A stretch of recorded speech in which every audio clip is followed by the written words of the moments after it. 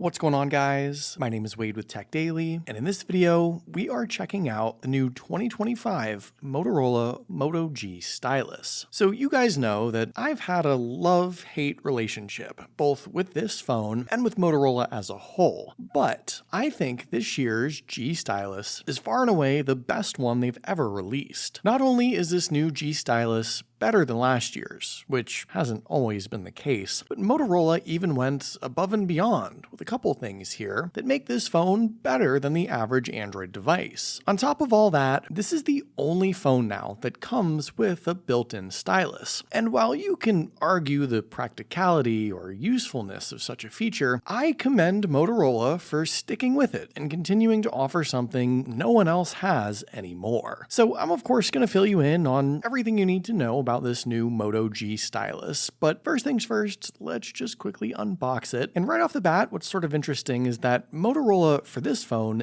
ditched their cardboard colored cheap looking recycled box for something a little nicer, which makes sense given this phone's price point and its top of the line placement in the G lineup. It's a nicer unboxing experience for sure. Sliding off the lid here, the first thing you get is the phone itself, which we'll check out in just a moment. Underneath is actually a nod to Motorola's plastic-free soy ink packaging, so that's still a thing, just less ugly now. And as far as the included accessories, you still get a USB-C cable, a stack of paperwork and instructions, and a little SIM ejector tool. But that's it. I'm not sure we can really expect much more than that nowadays. With all that junk out of the way, here is the new 2025 Moto G stylus. And as we get it powered up, let me just touch on pricing and availability. Now, the full retail price for this phone, direct from Motorola unlocked, is $399, which is pretty pricey for a Moto G device. I'll agree with that. But that's the same price as last year's phone. You can also almost always get at least 5% off or more, since Motorola runs perpetual sales on all their devices. And this is a phone that's offered through various carriers and prepaid networks at a discount too. Visible, for example, sells it for $255, TracFone has it for $220, and more carriers will start selling it soon, I'm sure. So chances are you can save a good chunk of change if you are flexible with where you buy it. And for my international folks, well, this device goes by a different name outside the US. It's the Motorola Edge 60 stylus, and it's nearly the same phone, just with a different processor powering it. But it has a stylus, it's the same design and form factor, and nearly the same price converted to other currencies.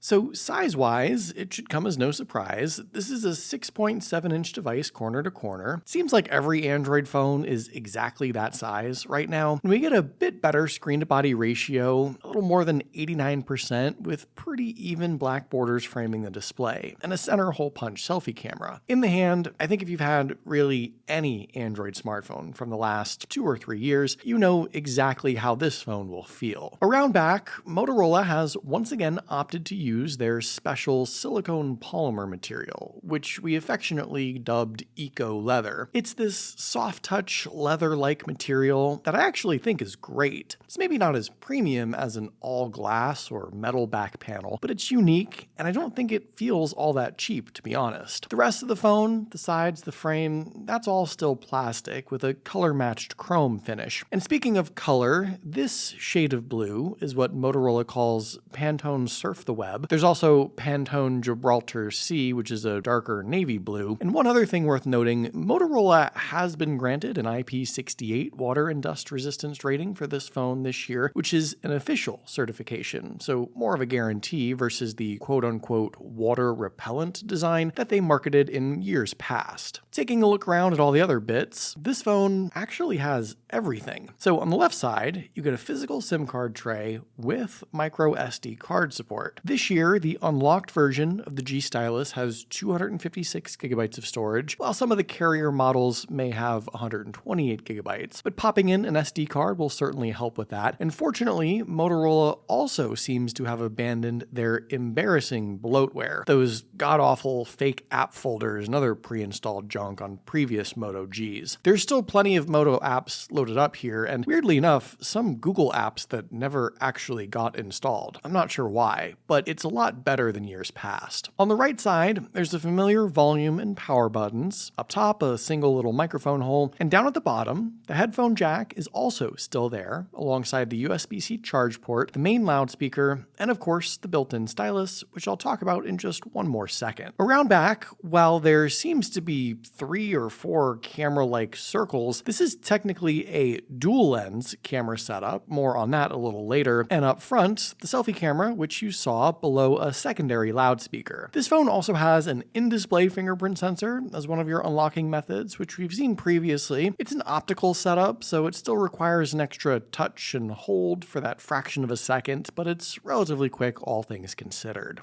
So let's talk about that built-in stylus now. And I think the most important thing to say up front is that this hasn't really changed for about as long as the Moto G stylus has existed. The stylus itself is still housed in the same spot within the phone. You click the top of the pen to help pull it out, and it's still just a simple metal stick with a pudgy little pen tip. There aren't any buttons, it's not connected to the phone via Bluetooth or anything else. It isn't smart in any way whatsoever. It's a perfectly fine stylus for what it is. Thick, tall, kind of feels like metal. It's big enough to hold like a regular pen, but it's no more technical than your index finger or a toothpick, just maybe a bit more precise. You can use it to tap, scroll, and swipe your way through the phone. You can write out words that transform into typed text. You can draw pictures that get AI'd into better looking drawings. You can circle the search, of course. You can also add any apps you want to the stylus shortcut menu that gets deployed anytime you yank out that stylus. Motorola, of course, sets some of their own default stylus-related apps here, which we've seen year after year. But you can rearrange this menu and add in any coloring, drawing, notes, or any other apps you want. Now, honestly, I don't think we'll ever see any more new stylus smartphones ever again. And I don't think Motorola, or any other brand that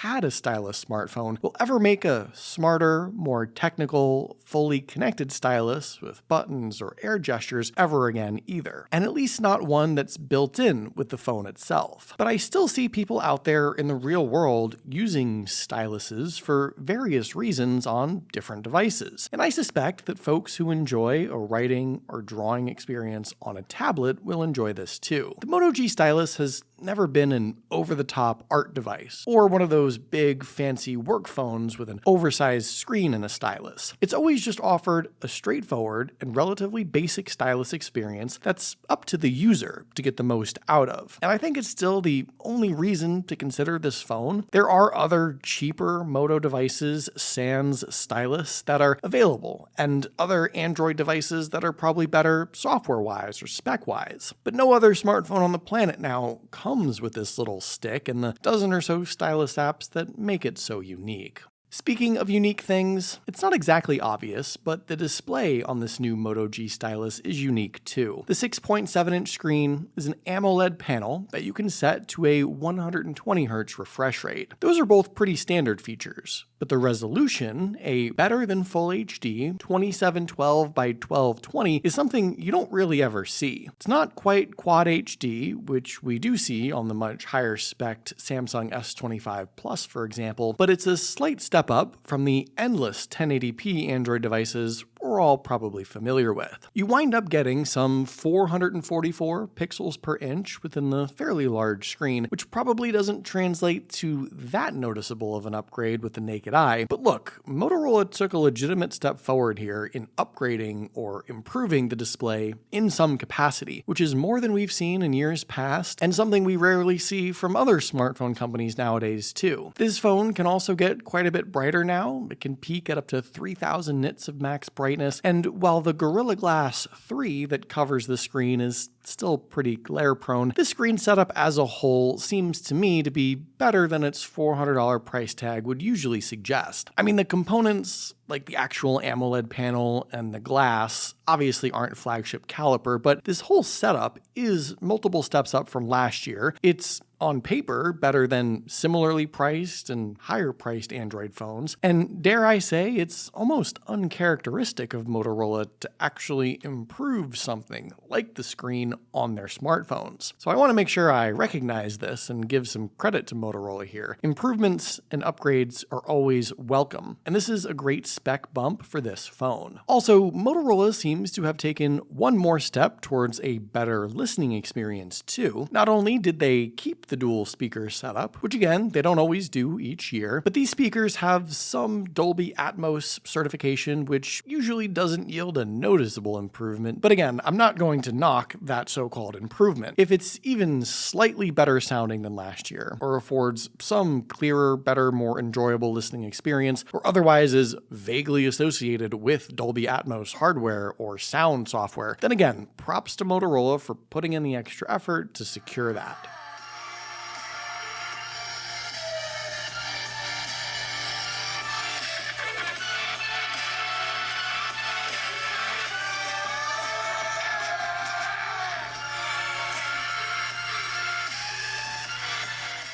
So powering this new Moto G Stylus this year is technically not the same processor as last year, just the same in name. We get the Qualcomm Snapdragon 6 Gen 3 chip, which is newer, of course, than the Snapdragon 6 Gen 1 that was inside the 2024 model. And we get 8 gigabytes of RAM, which is expected. Here are the Geekbench scores for that Gen 3 chip if you want to compare the numbers. It's about an 8-month-old processor, which in the realm of budget and mid-range phones is actually fairly new. More often than not, a budget phone might have a 2-year-old chip powering it. So again, Motorola at least opted for a new component, though to be completely honest, I don't think you're going to see any crazy fast speed or performance improvements on this phone over last year's. The newer Gen 3 chip inside this phone is the same configuration as the Gen 1 chip, just with the 10 to 15% boost in clock speeds and performance numbers. I would call it a refreshed version of the same processor more than anything else. But we sort of see this even in flagship phones nowadays too, where year over year, there just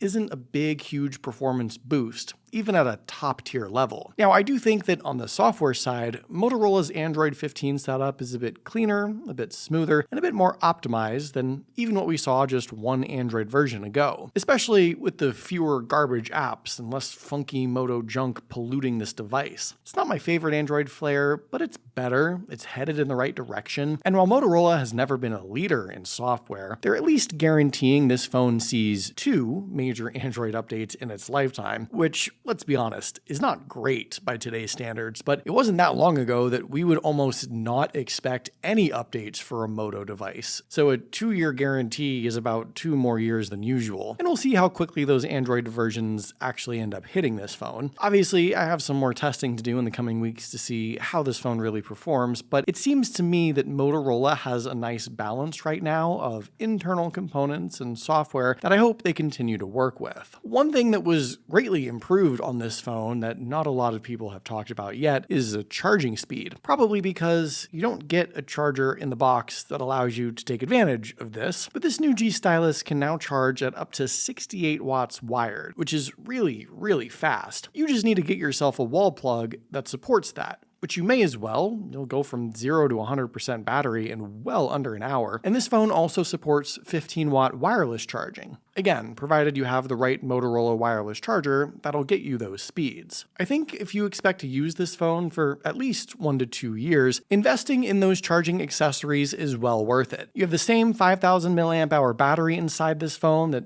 every phone seems to have right now, but you sort of kind of paid for the fast charging speeds in a way when you bought this phone, so you may as well use that feature if you can. Finally, let's jump back around to that camera setup. And if you thought I wouldn't scold Motorola even once during this video, well, sorry, you're about to lose that bet. Around back, it looks like this phone has at least 3 camera lenses to utilize. But actually, It's a dual lens camera setup consisting of nearly the same 50 megapixel main lens and 12 megapixel ultra wide that was on last year's phone. But the main lens has a different Sony sensor. The mysterious third lens is actually some sort of 3-in-1 light sensor, and that's separate from the fourth circle, which is the LED flash. Up front, the selfie camera is again seemingly the same 32 megapixel shooter as what was on last year's phone. Inside the camera app, Motorola has refreshed the software for a more streamlined selection of shooting modes and features, with plenty of extras hidden within a handful of additional menus. Some standout features include macro mode, yet again, and only 10x digital zoom, which feels like not a lot nowadays. You can film video in up to 4K resolution at 30 frames per second. There's an alleged high-resolution selfie mode, along with the 50 megapixel rear camera shooting option, a half a dozen pro controls, and in snapping just a couple quick shots around the house here, I'll say that the photos look surprisingly good. They're way less processed than previous Motorola images used to look. We get a lot of color in each shot without going overboard. There's detail, but it doesn't look artificial. The standard for Motorola smartphone pictures has always been a bit lower in my book. But things look good here, and I'm actually looking forward to snapping some more shots with this phone to see what it can do. So, like I mentioned at the start, this is arguably the best Moto G stylus that Motorola has ever released, and not just because it's the newest, but because it's the most upgraded, the most improved, and most refined, with all the features and specs you could want. No, the stylus experience isn't any different, and I didn't expect it to be, frankly, but I half expected Motorola to take away a couple random features